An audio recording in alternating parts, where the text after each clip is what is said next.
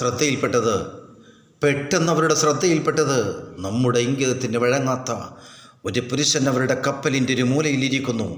അവരിൽപ്പെട്ട പല സുന്ദരികളും ബഹുമാനപ്പെട്ടവരുടെ മുമ്പിൽ ചെന്നുകൊണ്ട് ഡാൻസ് ആടിയിട്ടും പാടിയിട്ടും നൃത്തം ചവിട്ടിയിട്ടും ബഹുമാനപ്പെട്ടവർക്കൊരു കുലുക്കവുമില്ല. ഇതൊരു മനുഷ്യവർഗത്തിൽപ്പെട്ട ആളല്ലേ? പലതും പറഞ്ഞുകൊണ്ട് അവസാനം പറഞ്ഞു, ഇതൊരു മലക്കാണോ അതോ ജിന്നോ? മഹാനവറുകളെ വശീകരിക്കാൻ ആ കപ്പലിലുള്ള മുഴുവൻ സ്ത്രീകൾ ശ്രമിച്ചിട്ടും അവർക്കാവുന്നില്ല. ആ സമയം എന്ത് ചെയ്തെന്നറിയുമോ?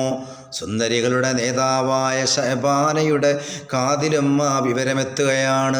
നമുക്ക് വഴങ്ങാത്ത ഒരു പുരുഷ ഹൃദയം, ഈ എല്ലാ പുരുഷന്മാരും നമുക്ക് വഴങ്ങിക്കൊണ്ടിരിക്കുമ്പോൾ നമ്മളെയൊന്നും നമ്മുടെ മുമ്പിൽ വഴങ്ങാത്തതായിരിക്കുന്ന ഒരു മനുഷ്യൻ കപ്പലിൻ്റെ മൂലയിൽ ഇരിക്കുന്നു.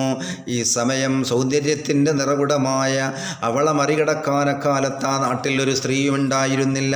അങ്ങനത്തെ ഒരു പുരുഷനുണ്ടെങ്കിൽ ഞാനൊന്ന് കാണട്ടെ എന്ന് പറഞ്ഞുകൊണ്ട് ശഅബാന യഥാ മഹാനായ ജുനൈദുൽ ബഗ്ദാദി റളിയല്ലാഹു തആല അൻഹു ഇരിക്കുന്ന അതിൻ്റെ അടുക്കേക്ക് ചൊല്ലുകയാണ്.